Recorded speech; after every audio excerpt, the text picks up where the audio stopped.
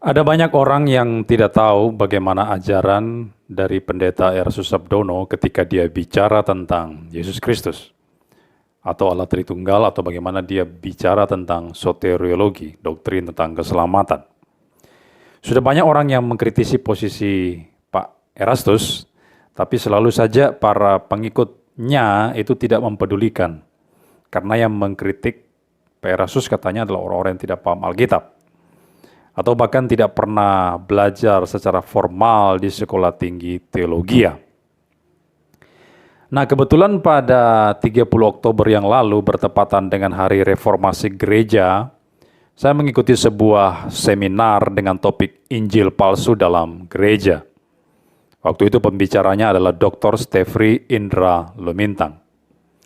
Ada banyak hal yang disampaikan oleh Pak Stefri dalam seminar tersebut yang dibagi dalam 3 sesi. Pertama itu bicara tentang hilangnya Injil dalam gereja, kemudian dilanjutkan sesi kedua tentang manipulasi Injil dalam gereja, dan terakhir dia bicara tentang Injil palsu dalam gereja.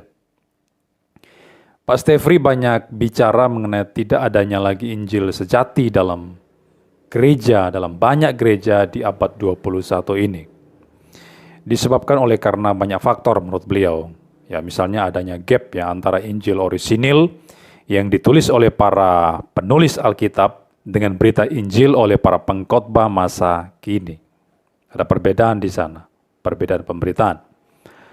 Di mana para pengkhotbah itu biasanya atau condong yang cenderung mengikuti tren pendengarnya atau tren jemaat yang bersangkutan dan sebagainya. Kemudian Pak Stefri bicara lagi tentang manipulasi Injil dalam khotbah-khotbah yang praktis misalnya. Khotbah yang disesuaikan dengan kebutuhan jemaat. Ada janji-janji berkat jasmani, hidup berkelimpahan, dan sebagainya.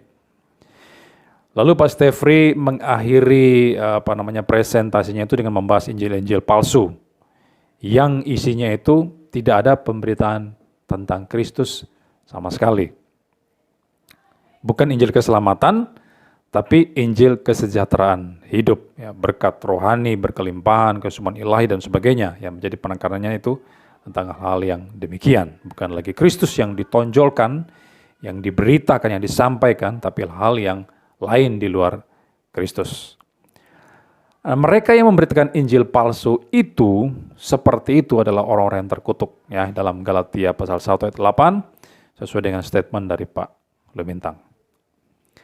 Nah, setelah 3 sesi pemaparan materi, kemudian dilanjutkan dengan sesi tanya jawab. Ada sesi tanya jawab, dan di sana saya memberikan sebuah pertanyaan kepada beliau. Pertanyaan saya begini.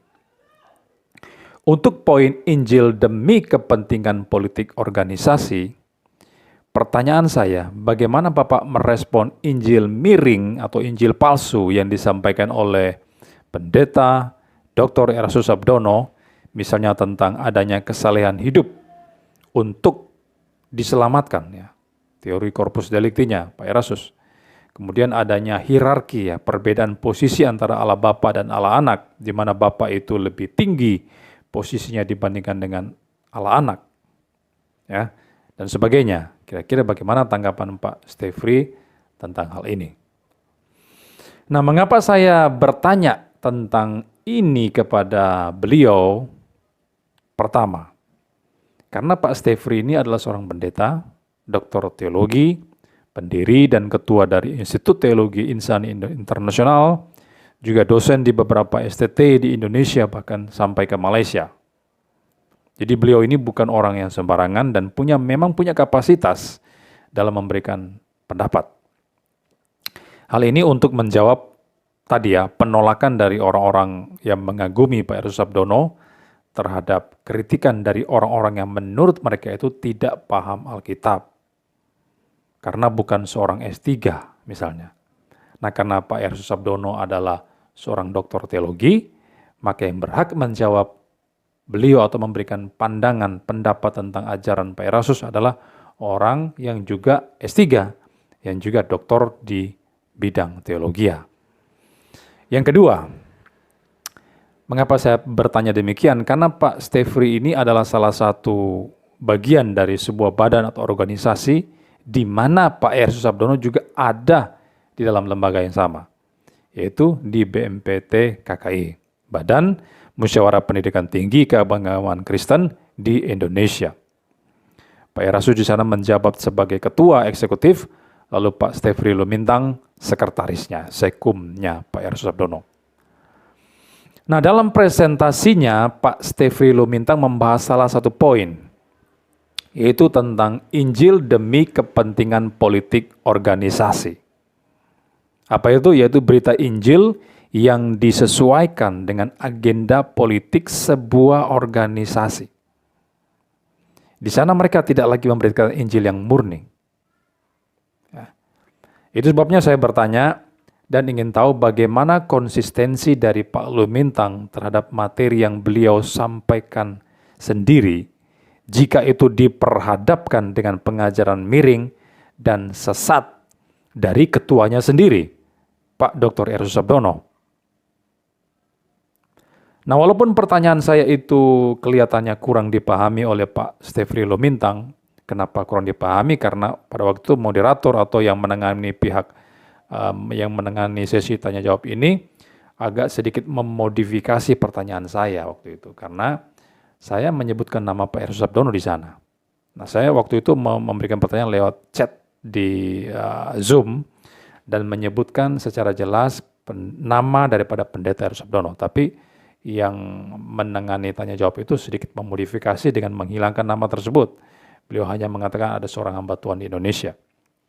Dan mungkin itu yang menyebabkan Pak Stefri kurang memahami pertanyaan saya. Tapi secara umum, secara keseluruhan, apa yang disampaikan Pak Stefri itu bagus, mantap, dan cocok untuk diarahkan kepada Pak Erastus Sabdono. Dan karena itu, saudara perlu dengarkan bagaimana pertanyaan saya dan bagaimana Dr. Stefri Lumintang menjawabnya. Terima kasih, Pak. Selanjutnya, dari Bapak Albert R. Untuk poin Injil demi kepentingan politik organisasi, pertanyaannya, bagaimana Bapak merespon Injil miring yang disampaikan oleh salah satu hamba Tuhan, misalnya tentang adanya kesalehan hidup untuk diselamatkan, teori corpus delicti, hierarki antara bapa dan anak, dan sebagainya. Maksudnya miri, maksudnya? Injil miring, Pak. Oh, Injil miring. Saya pikir ada kota di Malaysia namanya kota Miri. Miri, lalu ada kucing. Saya dengar kata miring, miri. Ya, Injil yang miring. Ya, bagaimana? Beginilah. Saya pikir mungkin saya juga salah memahami, tidak mudah karena saya belum memahami jelas isi pertanyaan tadi. Namun karena terkait dengan politik ini juga ya. Di Indonesia ini ada sejumlah pemimpin gereja yang memang sangat ya sudah dikenal di publik karena juga pengajarannya yang diekspos di media sosial termasuk buku-bukunya. Ya, bagi saya karena dia pemimpin tunggal sehingga ini bahaya besar bagi pemimpin tunggal, yaitu tidak ada komunitas yang mengontrol dia. Karena dia doktor sendiri di sana, yang dia membantu dia adalah sarjana, master, itu pun yang dia gaji. Kemudian yang menjadi ring 2 juga adalah orang-orang yang pengusaha-pengusaha. Siapa yang mau tegur dia kalau dia miring? Coba ya, siapa mau tegur hamba Tuhan seperti ini? Ketua sinode atau apa, ketua apa? Dan dia sudah sangat terkenal, sudah banyak tulis buku, juga pengaruhnya dalam media sosial sangat terdepan. Lalu orang ring 2 yaitu para pengusaha yang kaya-kaya, yang nggak ngerti Alkitab, pokoknya amin, haleluya, amin. Apa Bapak katanya, amin. Kemudian ada hamba-hamba Tuhan yang dia hire, dia bayar. Nah, siapa yang mau tolong hamba Tuhan seperti ini? Ayo, ini PR loh Bapak. Siapa yang mau tolong? Karena itu jangan jadi hamba Tuhan terkenal, bahaya. Berhenti bermimpi jadi hamba Tuhan terkenal. Itu dekat dengan setan. Karena kita perlu pertolongan Bapak. Saya sendiri perlu pertolongan dari tim. Kita bukan orang hebat. Tanpa tim hancur kita. Dan ini ciri-ciri bidat. Tampil sendiri hebat, nggak ada yang kontrol. Sorry, maybe Pak, saya nggak bisa menjawab pertanyaan. Tapi ini yang saya tangkap. Karena politisi, pemimpin politik. Maka cobalah anak buahnya yang dia bayar, yang dia sekolahkan, ambil master di sini dia bayar. Lalu kemudian coba kritik khotbahnya, innalillahi wa inna ilaihi rajiun.